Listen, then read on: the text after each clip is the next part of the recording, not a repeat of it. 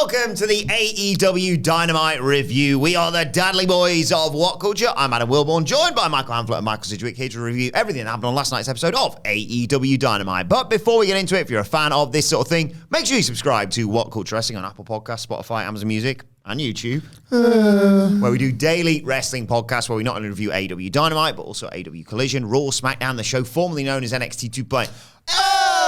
Pay-per-views, premium live events. We have interviews, roundtable discussions, and a roundup that we complete. A very good quiz, of course, on WrestleCulture. As I said, though, joined by Hamflett and Sidgwick to review AEW Dynamite and the go-home show ahead of Forbidden Door. Yeah, I've got bad news, good news, okay, and some more potentially bad news. Right. Quite the sandwich. So the bad news is that when the New Japan Stars came out on Dynamite to either announce or build their matches, you could hear a red piss on can. The good news is that there's a sort of shared make-believe on the night of Forbidden Door. The builds have never really been great. Like the first year's build was actively bad. The builds have never been great, and the entire concept has been flawed since the beginning, because by 2022, not only was New Japan deep into its decline, the resurgence was very much over. Like, even AEW after Revolution 2022 was a little bit just good, or are things starting to go a little bit awry here? And yet, on the night, this is the good news, Forbidden Door 2022 was literally magic. It was so magic that Clark Connors was received as a star because he was associated with the New Japan brand. People willed it into being great, and the actual action met them halfway. It was a special night that realistically, given the cursed build, the respective fortunes of both promotions, the idea that the concept was probably 2 or 3 years out of date, people wanted it to be great, and it became great because the imagination and the latitude extended towards the concept in the show was genuinely quite magical. It was just, we want it to be great. We, it just felt like a collective experience. So on the night in 2024, that same magic might be replicated. People just might want it to be great and just pretend for one night. It's like pro wrestling's all about suspending your disbelief. People might pretend just for one night again. New Japan's great. Tetsuya Naito's timeless, etc., etc., etc. So that's the good news. The other bit of bad news is that this Forbidden Door emanates from Long Island, New York, which traditionally is not a great hot wrestling crowd. The show's going to go very long, as these AEW pay-per-views invariably do. And I don't know about geography in the US, right? But it's pretty close, I believe, to where World's End emanated. And my God, that crowd was a little bit hot and cold. So I think they might struggle on the night. This show wasn't particularly great, this Dynamite. And it was very stark. And honestly, I felt a little bit sad when you saw, Naito come out, spoiler, to very little reaction, or like a lower one than you'd expect. Like, it was just like, oh, this is done. This is done.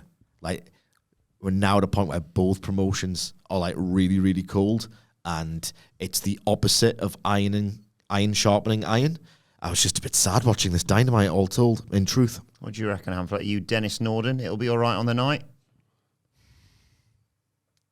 He's a J. Yeah, probably. And all right is the word. It'll be all right on the night. I think I'm not so sure if they can. Maybe they can. It could be great. It's the heat. It's not the action or the quality. It's the heat and the vibe. So the last few weeks we've been very positive on Dynamite, and I think we've sort of all shared this general good feeling. There was a week you were off, and I remember me and Sidge both came in with this identical thought of only an okay Dynamite, but really high hopes for the summer. Really high hopes for Wembley. You could just see this direction, and it was like things that were mapping out, and like I couldn't, from the moment they announced on that kickoff to the last pay-per-view, put over the idea of the Owens being for the number one contender. I was like, this is brilliant, and it will, like, a bunch of brilliant things will spring forth from this, and sure enough, they already have, and we've barely seen any of the matches. Just a really good vibe about the road to Wembley, when last year it was kind of our biggest complaint about the summer in AEW.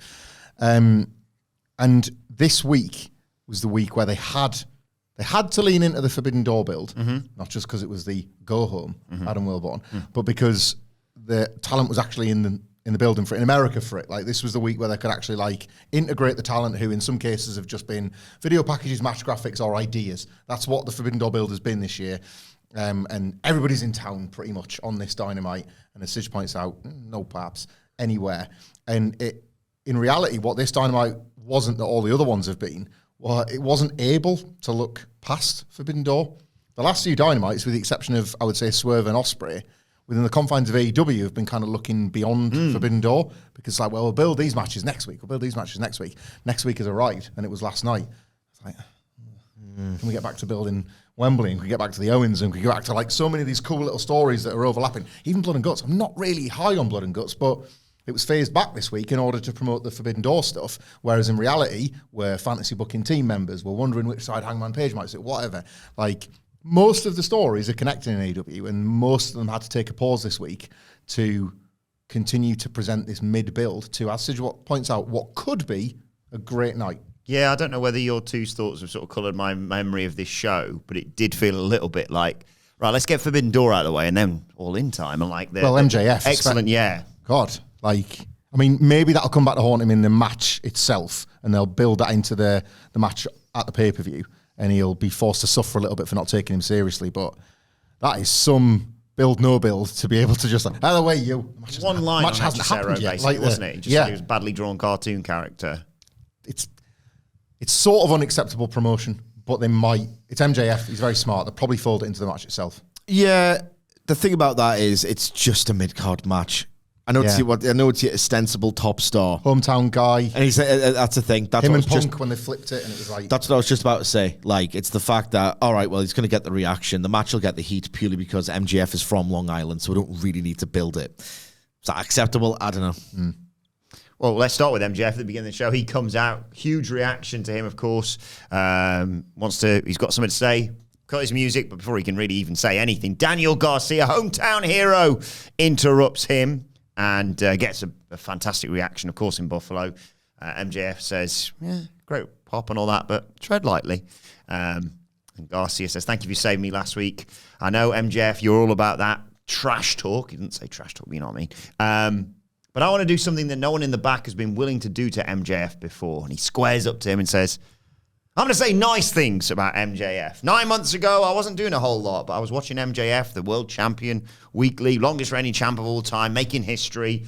And he came up to me in the back and had a conversation with me, saying that he saw the potential this guy had. He could be a pillar of AEW.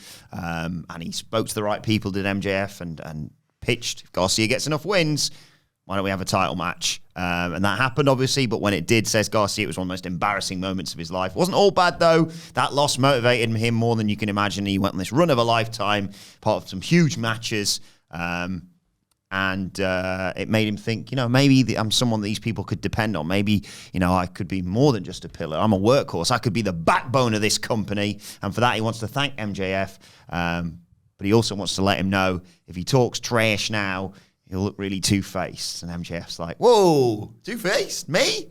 Okay, maybe a little. Hear me out, though. He says, I didn't come out here to talk trash. I came out here for two reasons. Number one, to shill for Forbidden Door, and he does that. Done shilling. His second reason was actually, before he was interrupted, he was going to ask Garcia to come out because he's got a question for him. He wants to thank Garcia, first of all, for publicly talking about the nice things that MJF does backstage.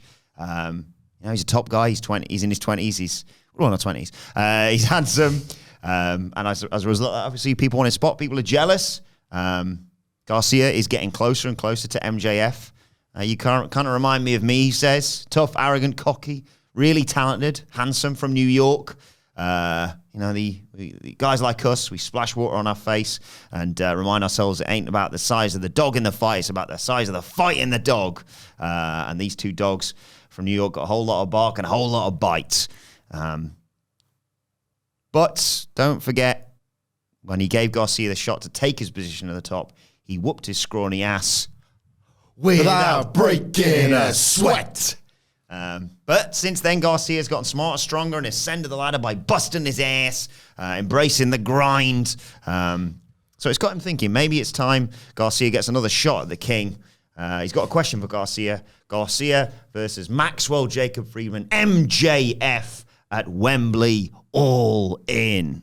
And Garcia, I mean, I was pretty shocked. yes. I was like, yeah. Yeah. Garcia's loving this. Crowd are loving this, of course. And Garcia's like, he's got his family there, by the way. He's like, oh, look at my mum's reaction to this. And he's ostensibly about to accept before Will Ospreay's music hits. And he comes down and gives Buffalo a bit of love and says, I just want to come down here and have a word with you, Daniel Garcia. You talked about wanting the shot at the title. You did it the right way. I've loved the way you've gone about it, win after win after win. I got confused a little bit by what he said next, Sid. I'm hoping you can explain it, because he said, you've been getting it done quicker than I do in the bedroom. Is he having trouble sleeping or something? No. Oh. No. He's basically saying that when he has sexual intercourse with his missy, it just comes really early. Oh, and that's a bad thing. Sex and an early night. Anyway, he says, I appreciate you, Daniel Garcia.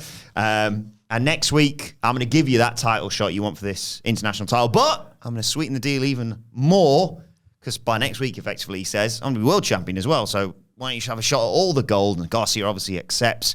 The crowd love it. Will goes to leave. A little glance at MJF. Just grumpy MJF in the corner now. And Garcia is a bit awkward now. It's a bit like, Max, like, yeah. Look, this is huge for you. It's a big shot. Focus on that. I'm proud. Best of luck.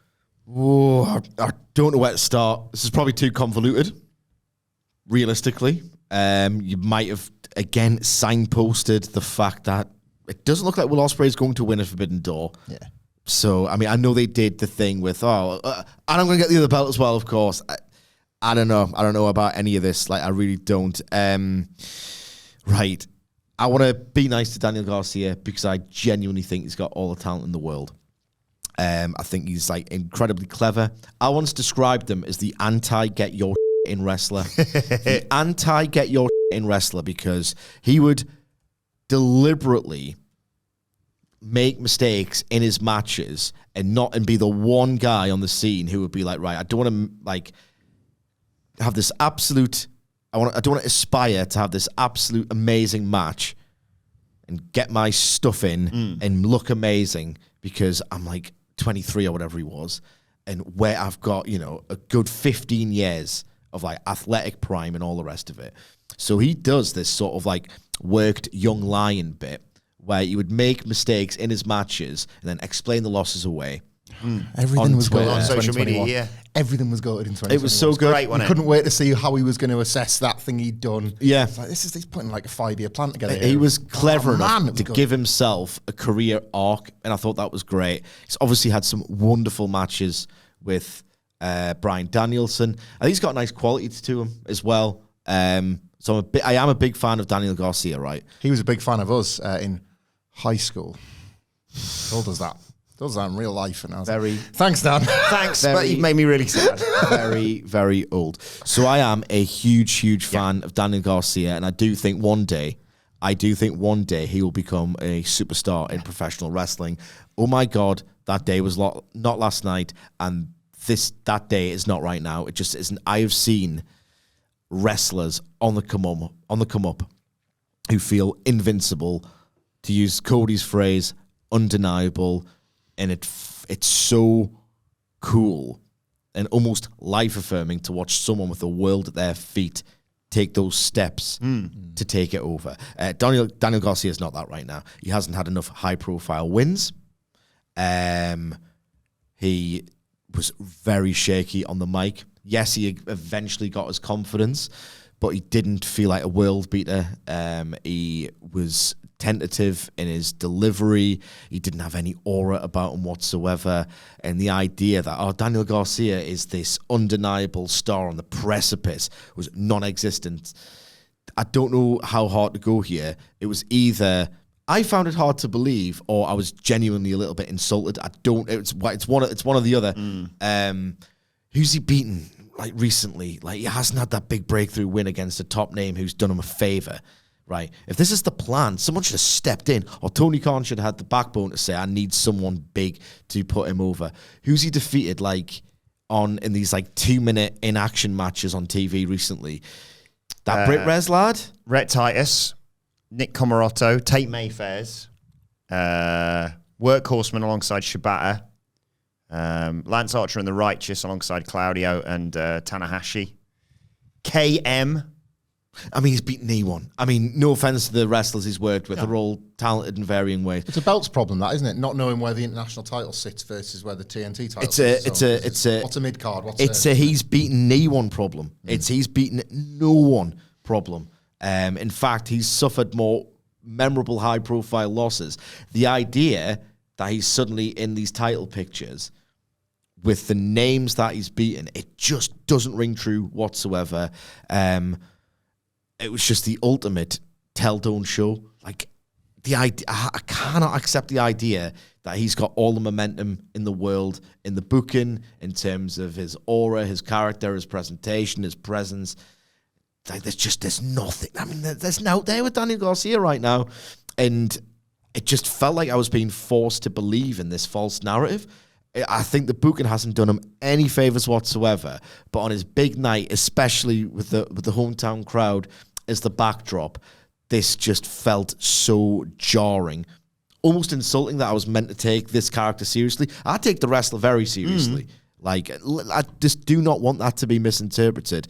But it's just had the anti-energy of there's a star on the rise and he's undeniable. It just felt out like that. One more thing as well. Sorry, I know you want to interject. I do want to be nice to this. MJF, I don't think, had his very best night. I did like the hook of, ooh, he's lurking in the corner. He's going to do something vile. He's had his nose put out of joint by this. And it's like, he's going to do something vile, unconscionable over the next few weeks. And he's going to say something to the effect of, how dare you forget who I am and what I can do. And I will say one other thing as well before I pass over to you, is that they did MJF versus Adam Cole for half an hour, no less, on a free Dynamite before it was a worthy main event for All in Wembley, right? Clearly they've got a story, so I don't want to judge it too harshly yet. They've got a story that they clearly believe in. Because the idea of they're going to do MJF and Cole and they're building to that, they've done it on TV, and yet, you know, it had its detractors, but in terms of the volume they got out of Wembley Stadium, it was ultimately a success. Yeah, you were there, yeah. They've clearly got a plan here, and I believe in MJF's ability to tell long-term stories, but my God, it better be a good one, because this just did not work at all for me. Yeah, do you think what Sid is saying there is personified by the sort of social media reaction to right now it being MJF versus Garcia at All In? I think we all agree that's probably not going to be the match. It's not going to be the match. And yeah, if MJF, the guy that's promised a return of hatred against the wrestler that got one of the biggest babyface reactions, if not the biggest, and the one that many have fantasy booked into the main event of Wembley, and it's not, and it's instead Ospreay, MJF, that's massive. Yeah. It's absolutely All In worthy. It's what you saw here. Well, what you saw last week was the start of the story, but what you saw here was the story coming to life a bit. Yeah, MJF being aggrieved by Ospreay rather than just them having a face-to-face last week. I would question the timing of this. Last week's segment with Swerve already diluted the Forbidden Door main event in the sense that it's not unpredictable anymore. Swerve's look, hands up if it doesn't go this way. If last week it was nailed on for me that Swerve's winning. This week they kind of doubled down. I think you could have waited a week to do this entire segment. Is Tony Khan ever going to stop doing this? But what I do like, right? Seriously. Ospreay will lose, I think, on Sunday. And there is something quite good about right now riding a high because he thinks he's going to be walking into next week's Dynamite holding 2 belts. Next week he could lose the international title to Daniel Garcia and he's got knout. So he's gone from right up here to rock bottom over the space of 7 days. And that's where MJF starts to sink his teeth in because he's seen Ospreay at his absolute weakest and he gets to be part of that. And maybe he costs Ospreay the belt against Garcia, who knows? But so I get why you would start the story this way. But you absolutely could have waited a week. Let Ospreay just be all zoned in on I get what he was doing here as well. That whole sort of MJF, Swerve Strickland. It's part of Ospreay's gimmick to be that way. Not this week. It's the go home. You should be zeroed in on winning that world title against Swerve Strickland. Win, lose, or draw. You could do this segment next week. Swerve is telling the story of you cannot bear this workload. You can't. Yeah. So I guess that's... He's kind of no-selling it, isn't he? And that's part of it. But it's just really convoluted, isn't it? Yeah. They had the most... And that's the worst thing about it. They had this simple story of, bloody hell, they're doing this match now. Yeah. Who the hell's winning that? And they've kind of frittered it. It's frittered away. I was going to ask you as well, Sidge. I don't know if this is conspiratorial on my part, but do you think, how do you think we arrived at a Dynamite following last week's number that opened with a promo train that the Big Bang Theory was feeding into over the traditional wild thing? Like, what are the politics at play there that we have a unusual Dynamite promo train rather than the John Moxley, because it follows right afterwards, but there was a lot of discussion about didn't have the lead in. Look what the audience loved. I felt like there was something to this. The arrangement of this show felt, to me, directly related to last week. Like a cynical bit of way to and sequence everything. Yeah, and I don't even know who's won, because if it does really well, MJF's been like, well, see, there you go. You send me out first. I'm a good quarter-hour guy. We do these promos, and this works for my storytelling style. Or Moxley's been like, out that spot this week just in case. I don't know. Unless the argument is, sorry to jump in here before you get your thoughts, someone who actually probably knows this sort of thing, unless the argument is, well, that match was going to end in a DQ, which might cause, I know there was stuff immediately after that, but the argument might be, people go, oh, for DQ. Yeah. They do more talking segments on Dynamite. There might not be anything to it. Yeah. It stuck out to me that we opened with this, when again, you're not building anything for Sunday, are you? Like, you're opening your show with something that has very little to do, other than Ospreay a little bit. But even talking more about Wednesday. That's an AEW pattern. They're quite weird about these go-home shows. They always do like the best stuff on the penultimate week. You're right. Swerve and Ospreay stuff is the wrong way around, isn't it? Yeah. They just no continuation. I know it's maybe treading over old ground, but he made it personal last week, and then it was just, I don't know. Well, we'll see. We'll see what happens on Sunday, obviously, which we will be previewing, I should say, me and Sidge tomorrow, in place of our Collision preview, because it's been taped. Yeah. And it looks real mid. And it does. I went to double check the Forbidden Door card on Wikipedia. Same. I've spoiled Same. 3 different things, so I'm just going to keep very quiet if we talk about that. I did it with the crossed fingers to say don't add too many matches, and then I realised you've got Collision to do your 4 0-hour matches. Yeah. There's too many people in town where you think, there's at least 3 more on 0 hour, and I can't be asked. 11 match card, although one is a pre-show match. There'll be 3 more pre-matches. 3 pre-show matches, yeah. So after this, Swerve Strickland is backstage with Prince Nana, who says you're putting the you're putting the cart before the horse. You're offering world title shots before you even won it. Like you say, you can't hold the weight of all this. You need to focus up. And obviously they've got the tag match against Gates of Agony. Prince Nana does the Whose House thing, and the fans chant, "We can't hear you." So I don't know what was going on there, basically. Well, clearly the feed didn't filter through to the arena.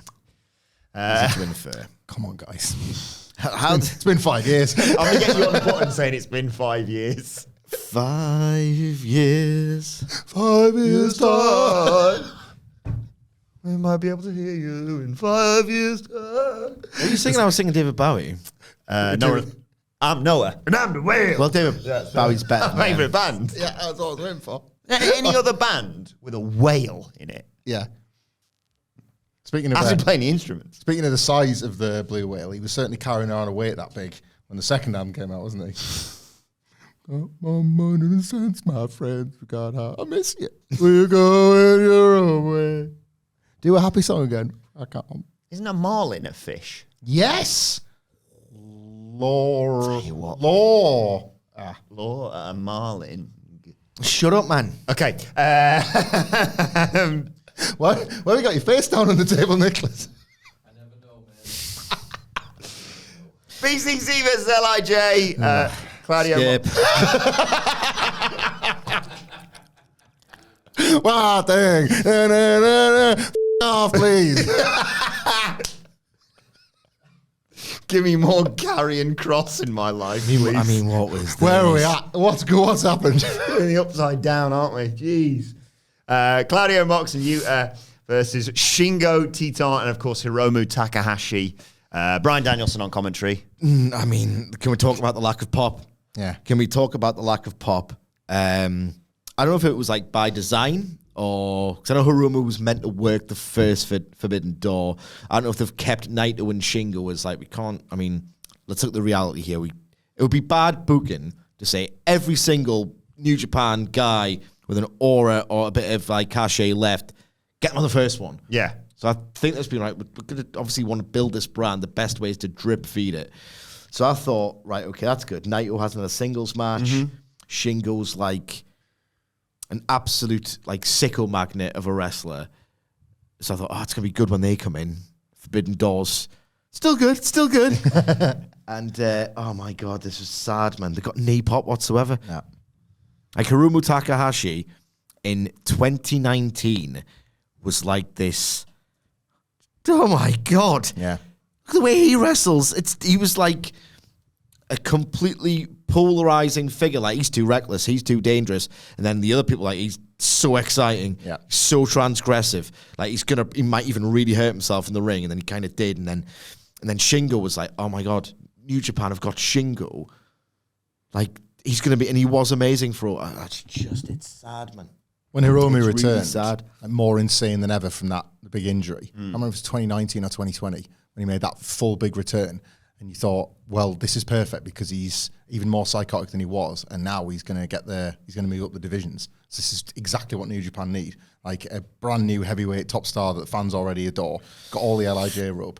And like Loads of wrestlers he hasn't worked yet. Yeah. And you're 4 or 5 years later. And this is like New Japan's fault. But like, he's just been like Dolph Ziggler. Yeah. Effectively. He's like, he just fits back in again in the junior heavyweights. And it's like, you can't invest because you can never see that growth. And it's such a shame because he was electrifying. He was electrifying. And now look at this. Yeah. Jesus Christ. So Claudio and Shingo started us off with Danielson putting over Shingo, of course. Takagi wins the opening exchange with a hip toss. You get Yuta and Takahashi in there. That were good. That were really good. Fun back and forth between those two.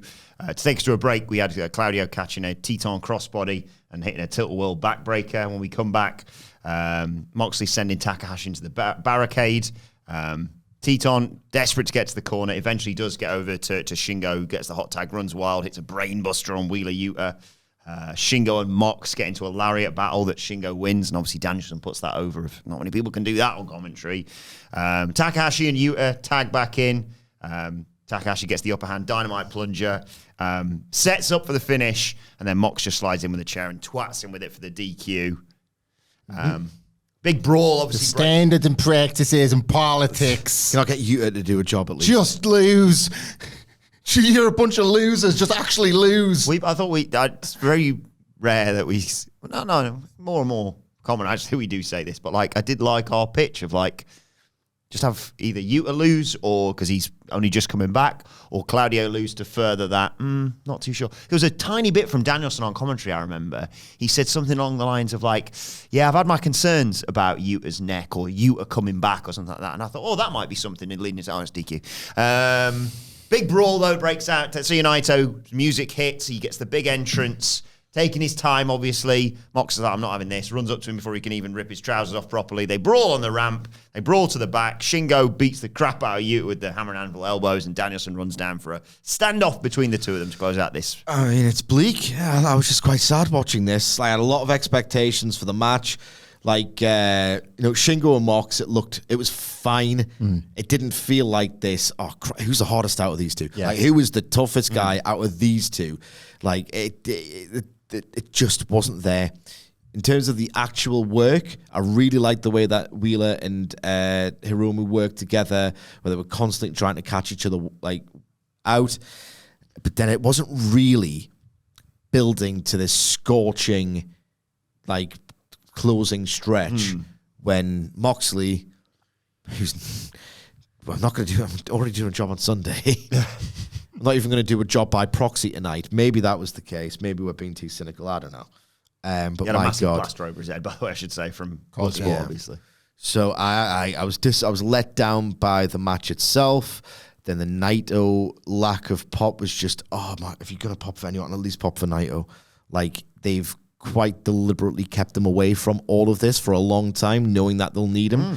And then again, it's just that the shared fortunes or lack thereof of AEW New Japan Pro Wrestling right now. It's the opposite of iron sharpening iron.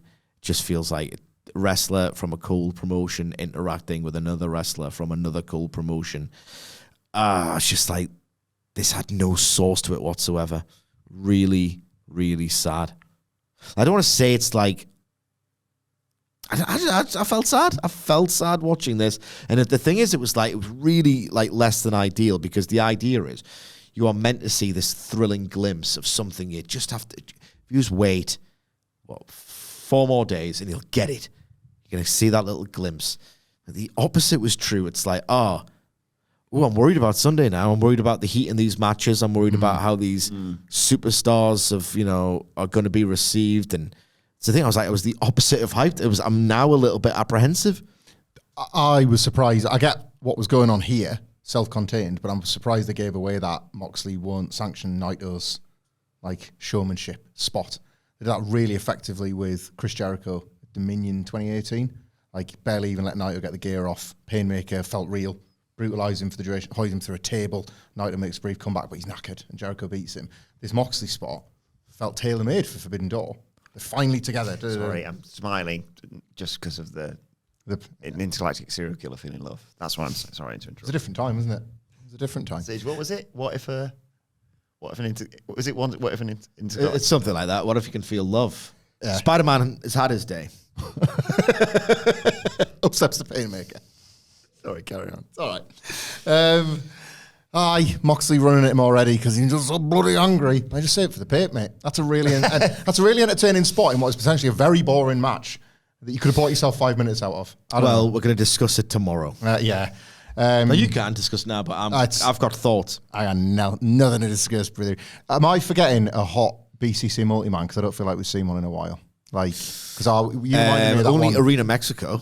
That's the one. That's the one I'm forgetting. Yeah. On AEW? Had some decent ones.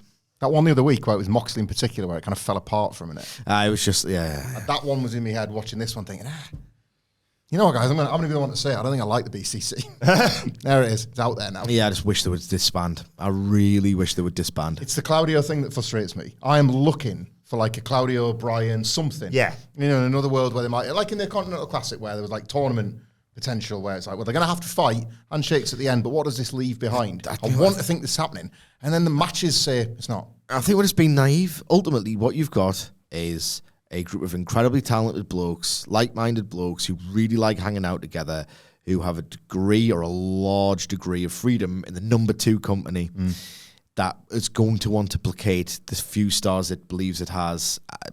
We're just naively doing this week after week. Do you remember the Pillars and the Killers and Yuta and Garcia at the same time and oh no, look at the choice Garcia's made and him and Yuta and it could have been so magic and they could have ascended together and it all just feels... Let's get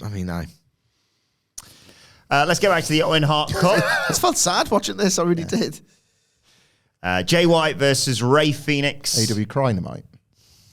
Shut up, man. Just let him talk. To see who will face the winner of Jeff Jarrett versus the Wild Card, which we'll get onto in a second. Obviously, got all their gang out there with them. Zero, Miedo, Guns Up, etc. And the ref's Rick Knox I've had enough of this. All you just piss off. And we almost get a very, very quick match because that means that Phoenix catches Jay White with a roll-up, but he kicks out. Head scissors from Phoenix. Springboard arm drag. Big dive to the outside. But White cuts Phoenix off on a springboard attempt on the apron, hits a neck breaker in power slam position. That takes us to break. Phoenix, when we come back, catches White with a super kick and that awesome rope run head kick. Frog Splash gets a 2 count, another near fall with a rolling Hurricane Rana. White cuts him off with a DDT. Brainbuster gets him a 2 count. White kicks out of a roll-up. High angle Uranagi gets another near fall. And then they go back and forth just constantly. Jay White's trying to get him in position for the Blade Runner. He finally does. He hits Phoenix with the Blade Runner. 1, 2, 3. Post-match, out comes the Patriarchy. That is, of course, Christian Cage. That's Killswitch. That's Nick Wayne. That's Nick Wayne's mom who's got it going on. They've obviously made their intentions clear. And there's a stare down between White and Christian.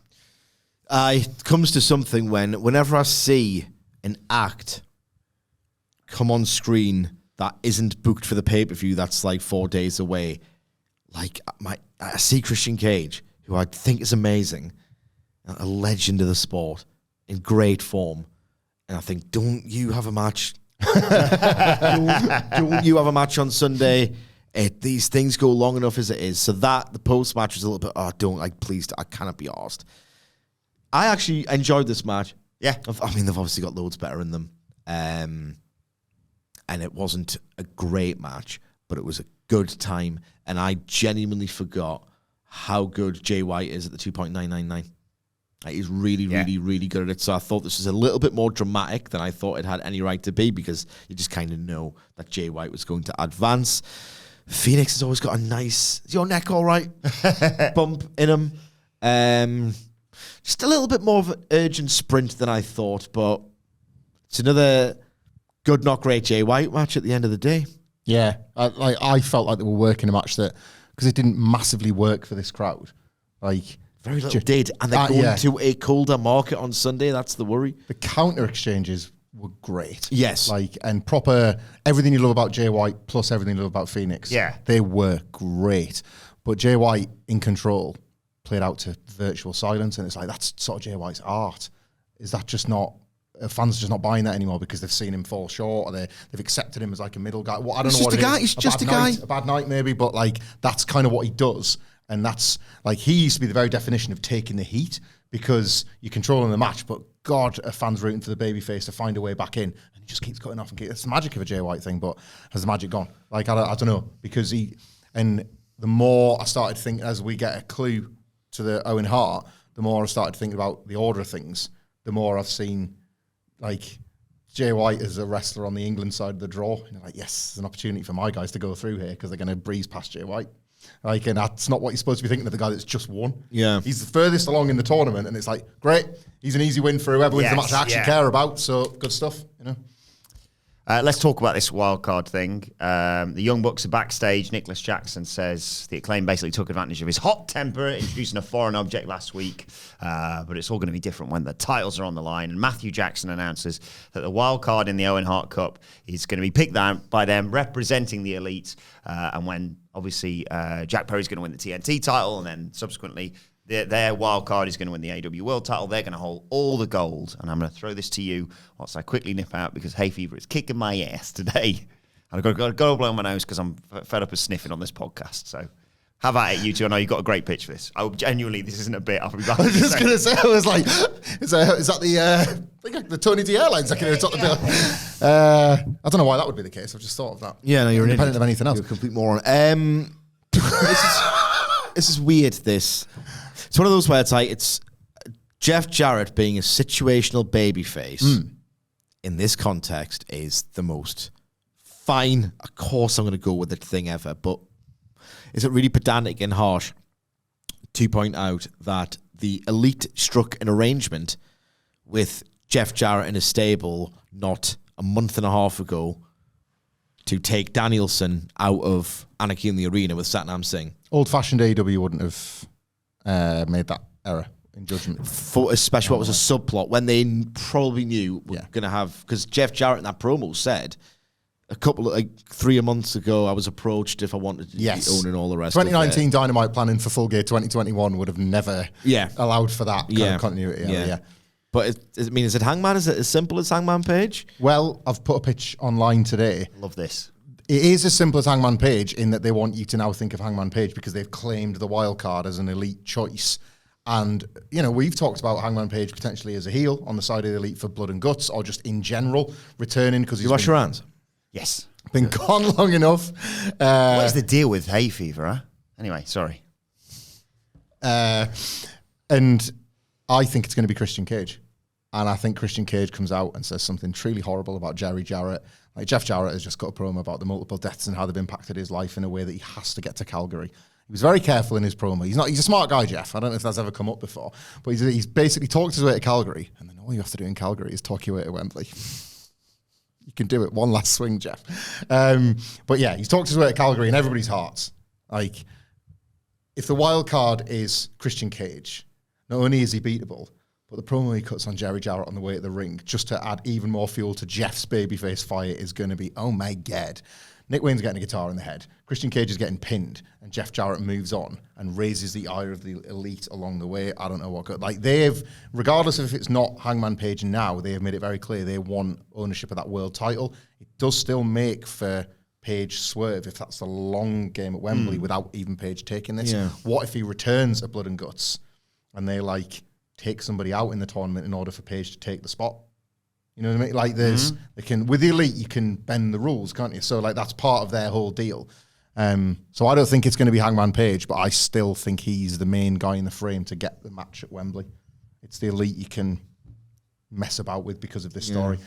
The belts are power now. What's power in AEW? I know. Like, this is every week it changes and every week it twists, and that story's kind of dead, isn't it? That's dead. Yeah. If it was even alive in the first place.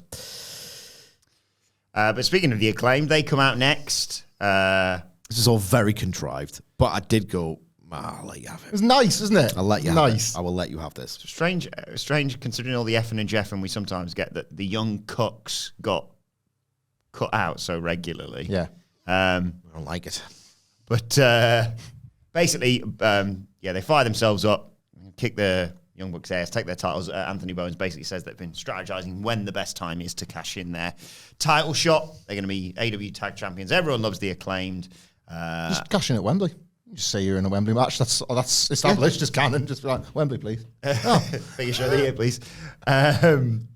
Mostly machine gun sat at home. What? They go to Scissor Daddy Ass when they're interrupted by the Young Bucks and Kazuchika Okada, who says, "Scissor me, bitch." Just living his best So life. easy, but I love him every time. And Nicholas Jackson Just like imagine like all the intense preparation you would have to do for these like New Japan epics and say, right, okay, well we did this in that match, but this, right? Okay, we need to subvert this.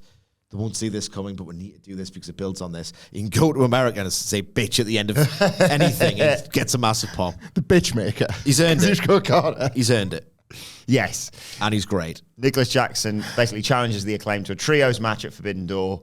And Billy Gunn, surprisingly for me, says, whilst I'd love to kick your ass, I'm kind of a big deal in this business, and I know people.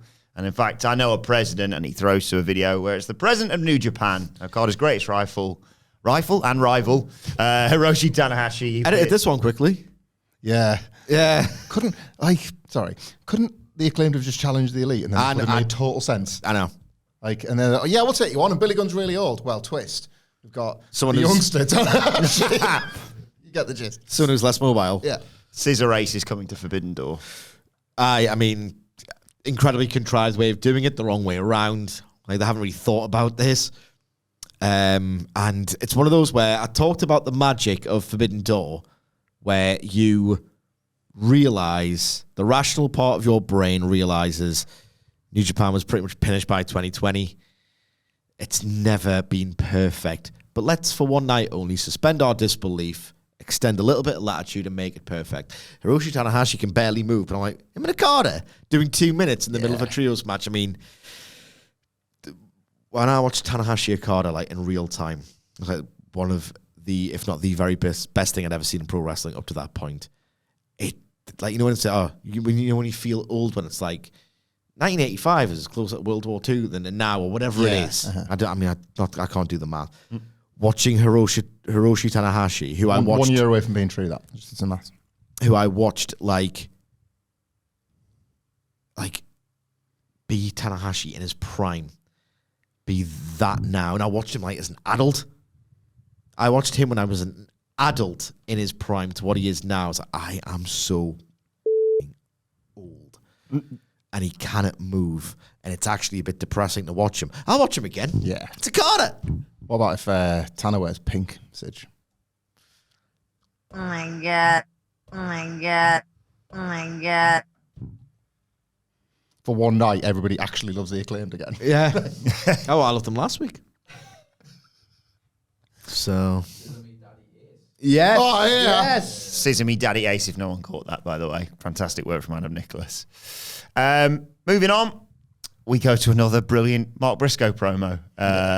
He's there with, obviously, Kyle O'Reilly and Orange Cassidy. There's Renee Young. The conglomerate. That's it. Thank you. I was trying to remember what the name they called themselves. No, it's Conglomeration? the conglomeration. The conglomeration. Sorry. My brain forgets that and remembers Chris Jericho's new moniker for himself, which we'll get to. Anyway, Briscoe hypes up the ladder match. I've got a bit here. I didn't write it all down. Again.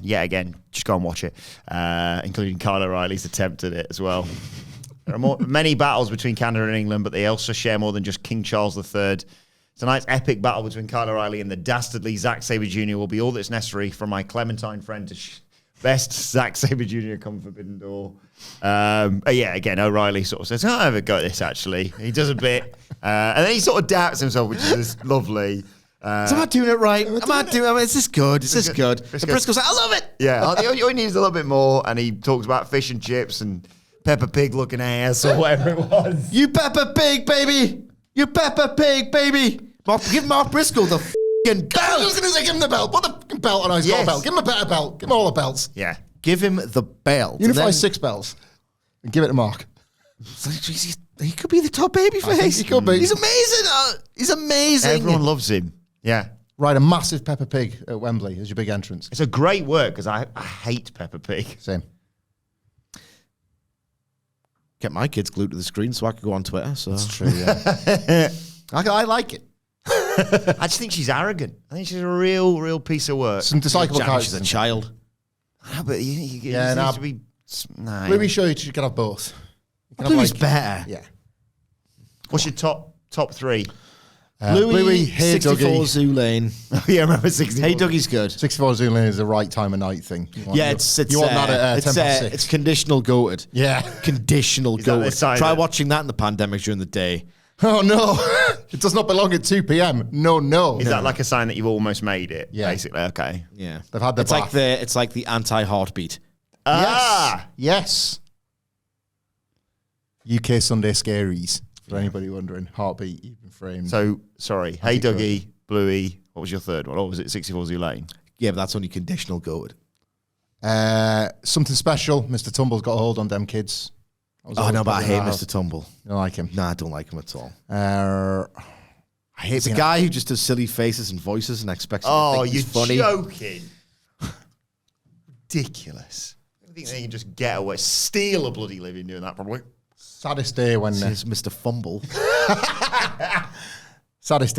my kids just abandoned CBeebies and the great output of the BBC for wankers on YouTube. You can't go back. You've got all this to come. Yeah. CBeebies is your license fee paid for. The greatest thing this nation has to offer is CBeebies right now. Eric just loves. I don't know. Was Miss Rachel kind of after your time? Is there? Miss Rachel, she's just like doing. She does all the stuff on YouTube with kids, but it's all very I yeah. don't Look at that is. YouTube yet. Babies like CBeebies. Just our great national broadcaster. Hey, does trust it me, best. he's got- YouTube's unregulated nightmare. Don't need television or YouTube. He's got an entertainer at home. Don't you worry. Every guaranteed paps every goddamn day. Pull a face, pop, brilliant. Best audience. I try all my material on him, and turns out everything's approved. So anyway, Like me, just asking you to recite NXT PLE titles. I think he's got hello now. By the way, sort of. What, the way you do it for the podcast? No, not quite. Not quite. Imagine that. That's his first word. Hello! Get him in. Anyway, the first of two Can They Coexist matches on this show. How did we never do that bit when Eric was first born?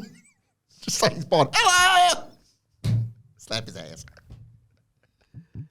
Yes, Mina Shirakawa and Toni Storm are facing each other, of course, on Sunday, but they're in a trios match tonight with Mariah May. It was the third member of the team versus Anna Jay, Hardy Cameron, and Saraya. Mariah May, very conflicted, of course, walks out with Toni Storm, then walks back and does Shirakawa and the Club Venus thing with her. Shirakawa starts the match in control, goes over to the corner. Toni Storm's like, she's like, nah.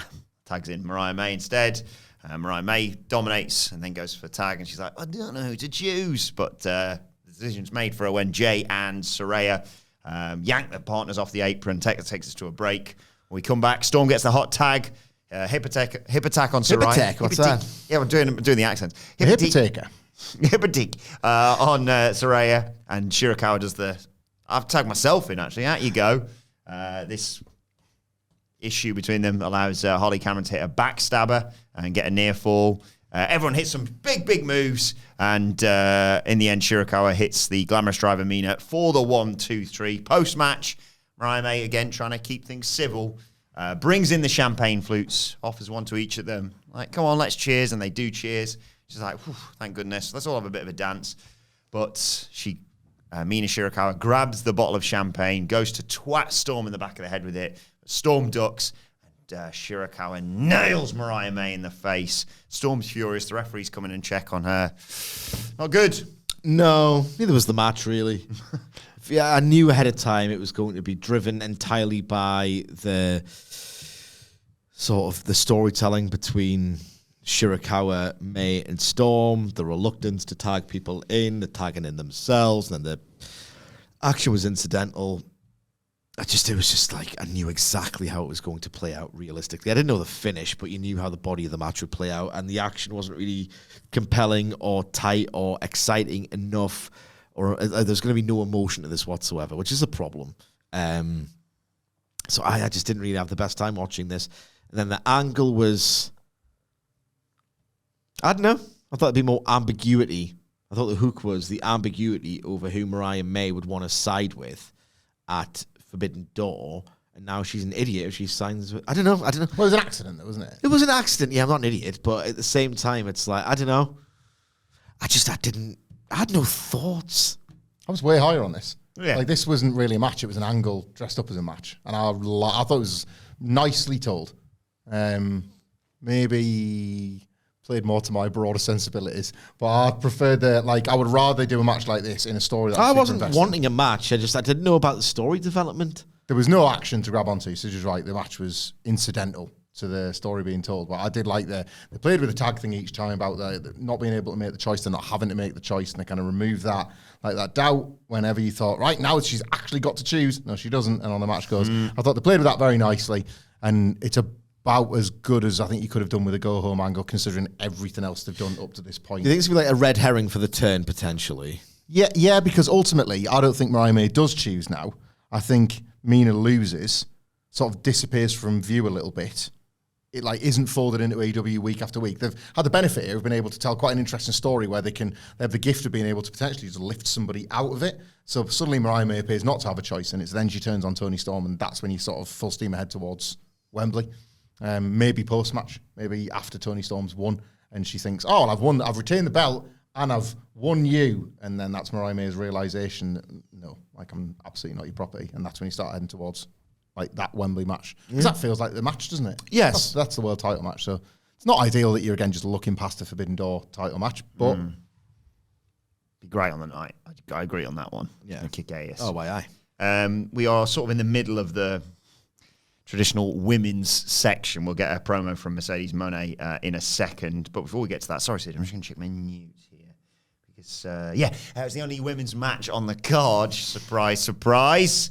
So we have to get to the name of the game. Before we have to get to the name of the game, we have to get to the aim of the game. Yeah, the aim of the game is to identify to the hour, minute, and second the first time you hear the first note for the first entrance theme for the first woman to come out for the only women's match that ever happens on Dynamite. The hour, minute, and second. If we can just nail it. Underscore, italicize, put in bold, just how obligatory this feels. Just how apathetic it feels. Just how... I have to put the birds on, otherwise the Wokes will kick off. And this is how I perceive AEW's mentality. It might be Warner if you look at Honor Club. Who the hell knows? But there's a problem, and we seek to address it on every single podcast because it's not good enough, and it's apathetic, and it happens every single week. And it's a mouthful, Citric. Not just I'd be a bit more succinct about this. Well, in fact, I can. I like to jingleize what I perceive to be AEW's thought process with this. And that jingle is, don't worry, guys. When the women come out to play, the main event ain't too far away. So that's the aim of the game, okay? And the name of the game is... Oh, I always love the anticipation. The name of the game is... Wait there.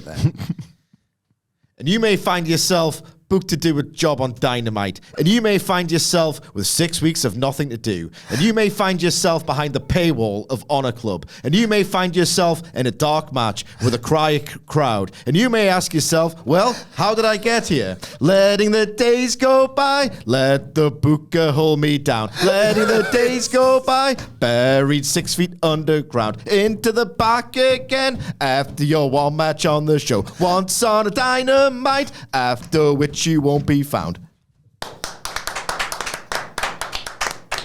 Wonderful. Best ever. That was a sick David Byrne on AEW women's booking. Brilliant. That's your best one. Thank you. You're going to have to top that over Wembley weekend.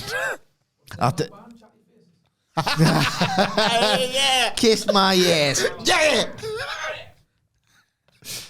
Just in Karen Cross bits on the dial. What is going on? No. What is going on? Thank you as always to the Panda Blair himself, Adam Blair at Adam Wilton 4 on X, and also to Jose Palomares at the Ho 11, the guys who always take care of the data.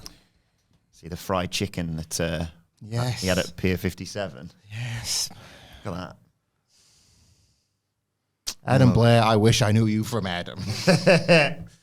Sid, do you want to give our guesses in These ascending? I don't know. Ascending order? Never gonna I don't know. It's not a pit, that. We just You refuse to It's live. not a fit. We're stupid. So, cool. Kyle. O'Reilly. Yeah. Right, in deep sending order, Michael Sidgwick, 1 hour, 8 minutes, and 26 seconds. Adam Wilborn, I don't know you from Adam. 1 hour, 18 minutes, 0 seconds there, giving up on the whole thing. Michael Hamflett, 1 hour, 22 minutes, and 0 seconds. I can tell you that the winner this week was only 81 seconds away from the correct answer. 1 hour, 7 minutes, and 5 seconds. Michael Sidgwick takes the win and doubles his score for the year. Shut up, man. 2 correct guesses now. Hamflett on 4, me on 7. Could all end, of course, if they booked just 2 women's matches on AEW Dynamite. God. It's been going for 3 years now. Yeah. Jeez. Anyway, yes, we're in the I lady. never actually tell you the name. It's Ladies' Night. Oh, yeah. That's the name of the game. Because we're in the ladies section and then we got a video package. Ladies, you're right. It's bad. Yeah. Mercedes Moné, Stephanie Vaquer, of course.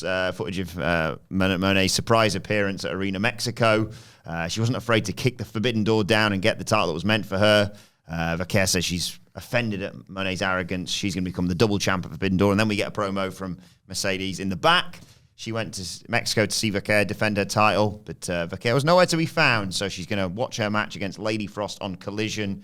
And that's that, basically, ahead of Sunday. I did not need any of this week. It was one of those where, that match graphic's cool.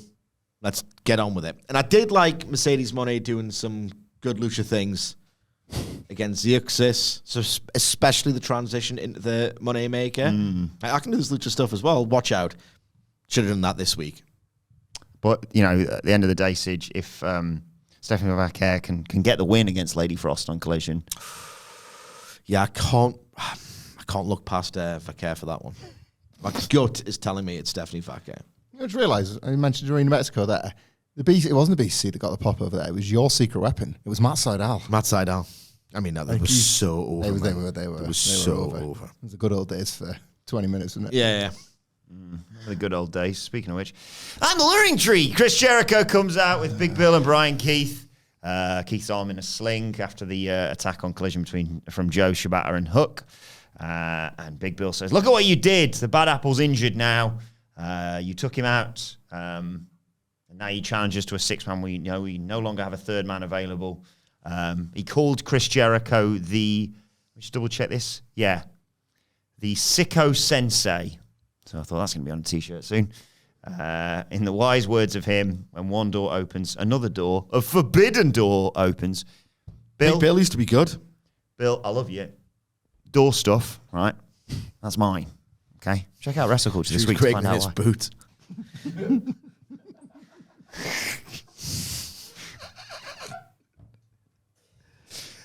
Jericho, hi guys. Specky twat from England. WrestleMania week, and lovely to meet you, Bill. I'm busy with Ospreay at All In, of course. Oh God, Big Bill. Get your head off. Hopefully. One of the greatest live wrestling experiences I've had was I'm not saying we were early adopters or anything, but very, very early into that Double or Nothing Battle Royal. Big Bill, the best in the world. Just watch Big Bill the entire time, because just do not take your eyes off that man. And then he just delivered, and suddenly he's making it to the end, and he's chucking out faves like he's Big Show and Kane, and giving it like that. It's this is unbelievable stuff. The Biller is here. And now look at him. Jericho says, "Hi guys, I'm only here for one reason. I want to help out the young guys." Cody Rhodes reference. Check out the news if you want to know what we're talking about. That's why he brings so many of people into the Jericho vortex, like the Big Redwood and the Bad Apple. He calls Samoa Joe Samoa Joke. That was pretty good. I'll give him that. No, it wasn't. But they found another partner. He's one of the toughest men, Japanese history of his time in Japan. And he's been almost 60 times. That's a lot, guys. That's a lot, guys. Why does he talk like that? Why not? Chris Jericho looks in the mirror and thinks, what the am I doing here? And the answer's no. No, he looks in the mirror, breathes in, and takes a selfie. Take that, Twitter.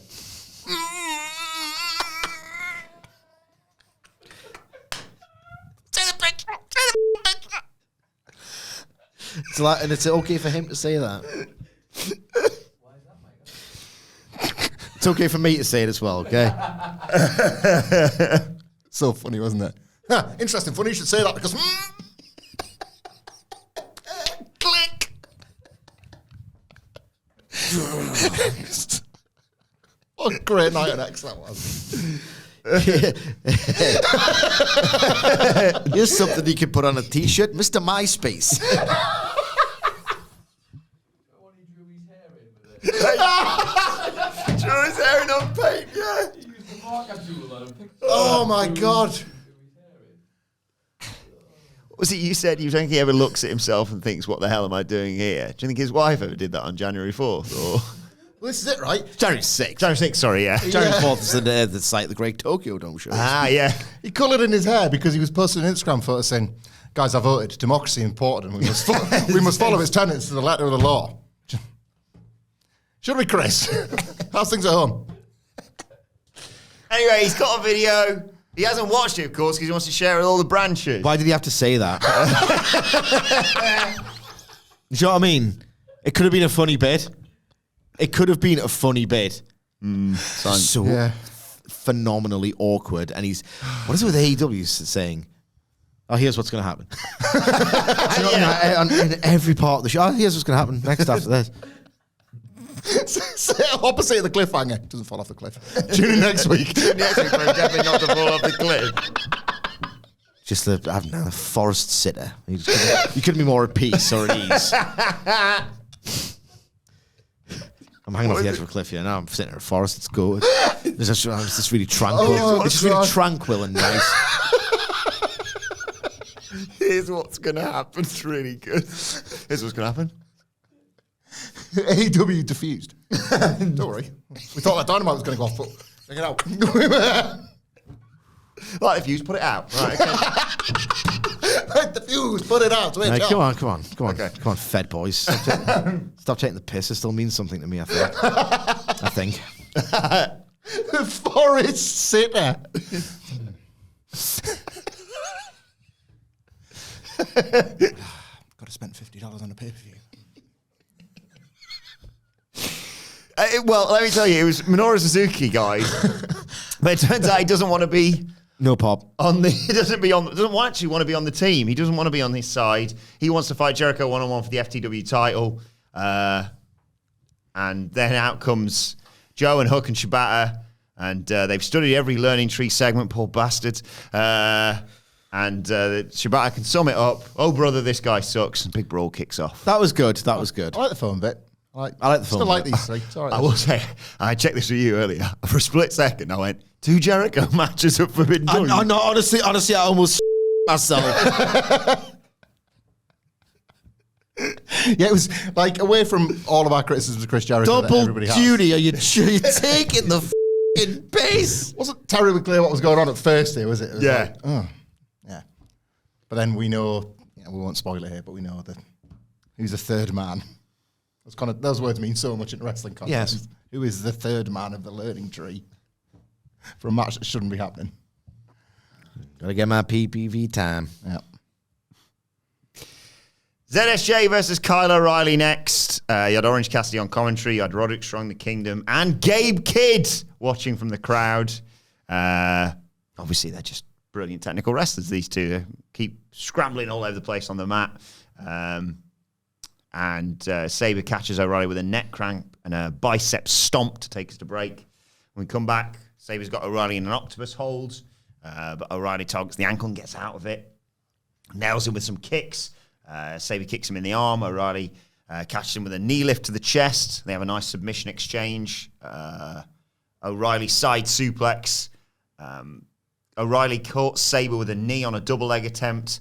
But in the end, after a great scramble about back and forth on the mat, Sabre catches O'Reilly in a Fujiwara armbar for the win. Afterwards, Gabe Kidd and Roddy Strong have a bit of a row in the crowd. Cassidy comes down to the ring. They haven't even team together yet. No, they haven't. They'll have to. That's on Rampage. What's going on?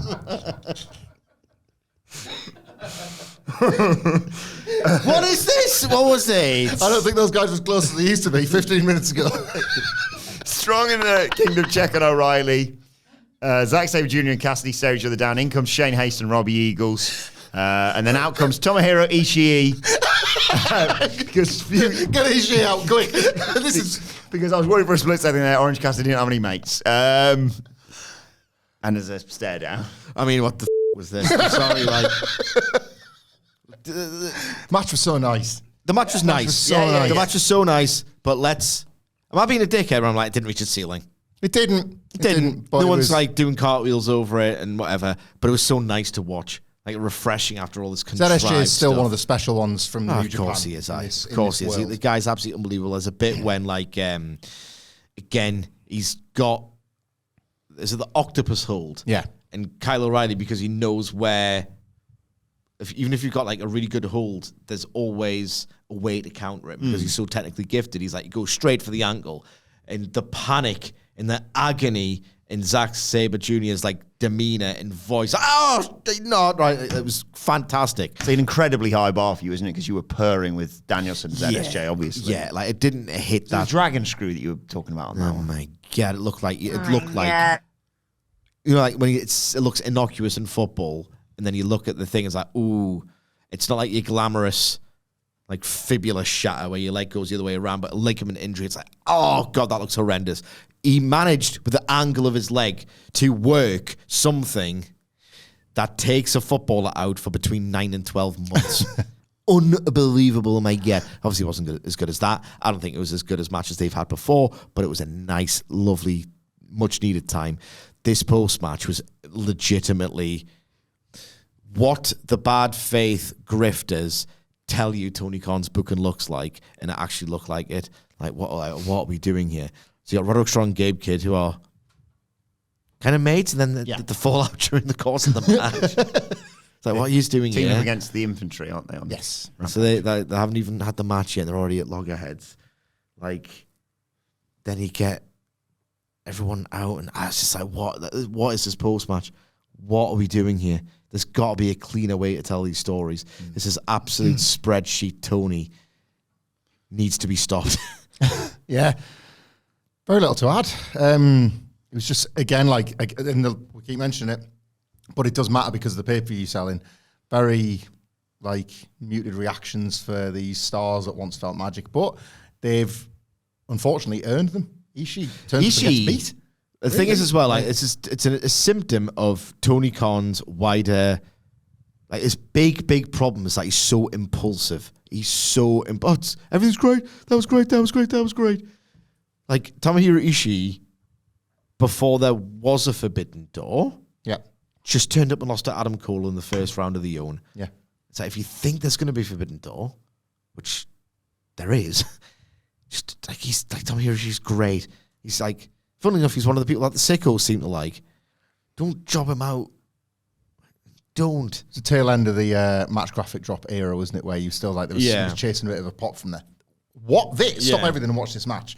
But ultimately, guys did get diluted throughout. And then, you know, friggin' Ishii's done a job to Cassidy on a collision. Was it last year or like months after Forbidden Door season? I think immediately dropped in my head seeing them together that had happened, and he lost. Yeah.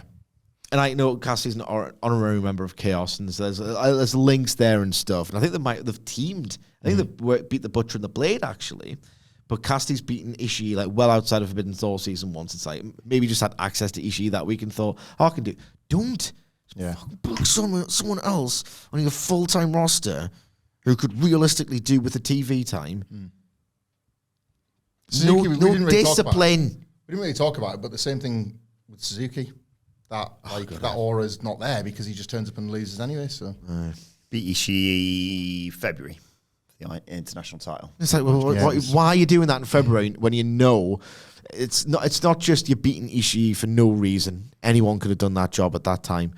But you're just diluting the idea of, oh my God, it's Forbidden Door.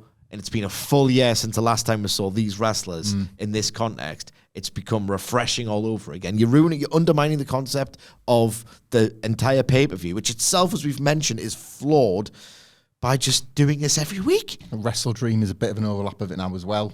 The CMLL guys have been in for months. Aye. Yeah. Mox has beaten him. Jericho's beaten him. Eddie Kingston beat him on the 0 Hour for All Out. Everything's normal, man. That felt special. I remember the Ishii Kingston one on the 0 Hour. But just everything feels normal now. No, he's normalized literally everything that's special about pro wrestling. Blood, unscripted promos, inter-promotional stuff, gimmick matches, free agents. He's normalized everything there is to do. Main event time. Can Swerve Strickland Will Ospreay coexist against the Gates of Agony? Well, yes and no. Mainly no. The Gates jump Strickland and Ospreay to start. There's almost a bit very early on where Ospreay catches Strickland with a boot, but Strickland catches it and they're like, huh? And that allows Toa Leona to clothesline them both down to take us to a break. When we come back, Strickland fights them both off, but Ospreay, as he goes to the Tigers, yanked off the apron. They hit a double main event spine buster to the Gates, but Strickland gets out of the way of a shotgun dropkick, sends Bishop Corn into Toa Leona, and Ospreay gets the hot tag.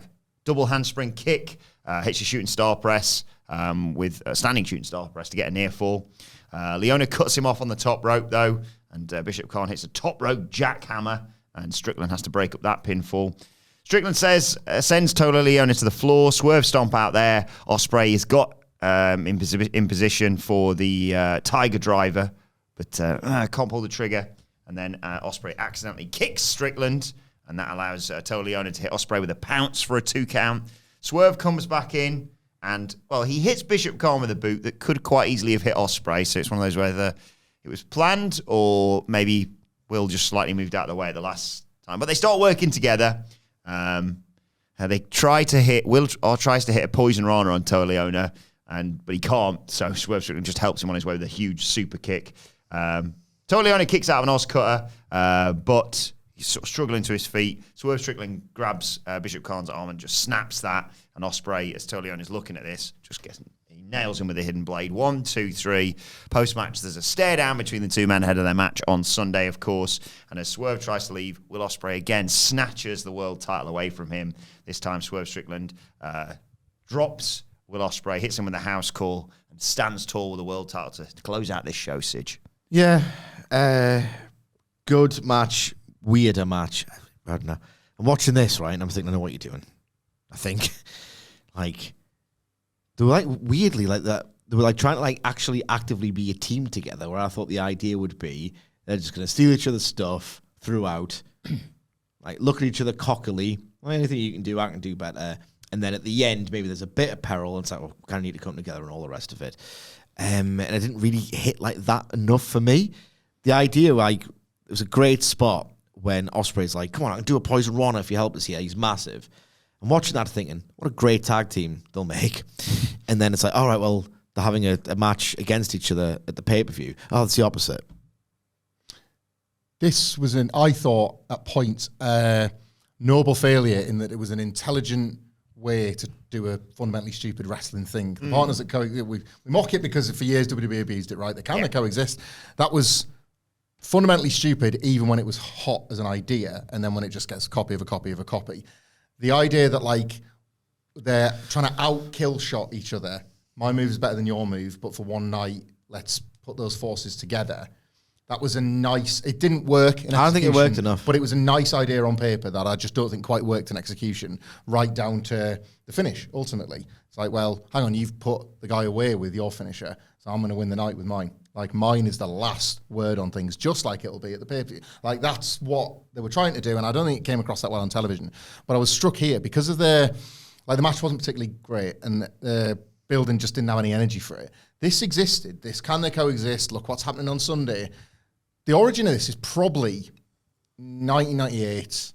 Vince Russo's got his, like, things in all the pies, Crash TV, say, like, Austin's with The Undertaker now, but on Sunday they're going to be doing this, whatever. There's a million people out there, absolute chaos, crowd going insane, college campus, Monday Night Raw in 98, whatever, and it's just like, the show races off the air. You're desperate for it not to leave. No, come back. I wish I was in the bit of the action. So, right to the Jim Ross screaming, see you Sunday, and it's like, order the pay-per-view straight away. That's the idea of that.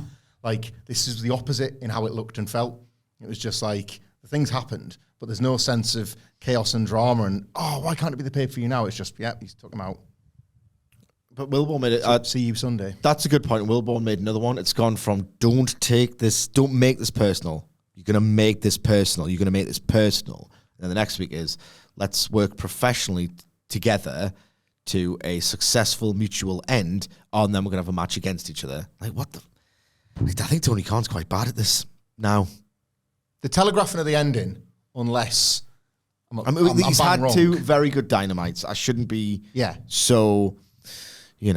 impetuous about things and fickle. I had a pretty lousy time with this show. I feel like that this might end up as a bit of a fumble booking-wise, because this was the match to book. It took guts to book it. It was listening to the conversation and addressing it head-on, shocking people, in fact, out of their slumber because of assuming that this was going to be the Wembley match. So much to love about this match at the start of the month, and we've arrived here, and it feels not in any doubt, and that will impact the feeling. Would you have allowed the way that Tony's gone about this more, Sige, if they'd done the exact same thing they've done with Will Ospreay, i.e. sort of indicate his route next if he loses, when presumably he loses on Sunday, but also with Swerve? Do you know what I mean by that? Say all that again.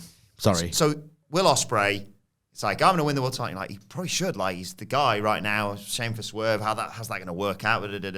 Oh, wait a second. He's interacting with Garcia. He's interacting with MJF. We can sort of extrapolate from that. It's probably going to be MJF Ospreay if he's doing the hate stuff. Swerve is just, he's the world champion. And if he's not world champion, I don't know what happens the next week. Well, they've done something for Swerve. Well, they have. He's got the elite. He's got blood and guts. Yeah, I suppose. He's got a direction subsequent to this. So I don't know. I don't know, man. Less is more, and it just feels very convoluted all of a sudden. It's gone from... There's permutations here. There's different routes, all this. There's a road map as opposed to a straight line. And the straight line to Wembley was a little bit, all right, get to the point. But it's just becoming more and more convoluted, I think. The ultimate all right in the night, because obviously the match is going to rule. Like, yeah, nobody's got any doubts about this. Like... Was it Pittsburgh who was famously the bad crowd, and then AEW kind of said, no, there's just bad WWE. Yeah. At the time. Still now. Long Island is... I didn't know this. I never thought I just think about the Punk MJF dynamic switch. I think of how great that night was when MJF came out all smiles and Punk was like, right then, I'm the biggest bastard in the world. What year did that happen? What year did that happen? After it was 2021. I think it was. Or very early 2022, which is more or less the same thing. I know Long Island's got that rep. Right. Never know this. You're a Fed guy? I know it's not one that I've picked up on that one, because I think of it as New York as well, and it's just the New York crowds and all of that. But it's like World's End was near it, and that was pretty... I mean, it was in a poor place at the time. Put it this way, we'll see. Let us know your thoughts on this episode of AEW Dynamite in the comment section below, or on X at WhatCulture WWE. Watch there. You can follow all 3 of us. You can follow Michael Hamflett at Michael Hamflett. Follow Michael Sidgwick at Sidgwick. Follow me at Adam Wilborn. Follow our brilliant producer at It's Adam Nicholas, and follow us all, as I said, at WhatCulture WWE. Make sure you subscribe to WhatCulture Wrestling wherever you get your podcasts from for daily wrestling podcasts. As I said, me and Sidge will be back tomorrow to preview Forbidden Door. But for now, it's been the AEW Dynamite review. My thanks to Hamflett, Sidgwick. Thank you for joining us, and we will see you soon.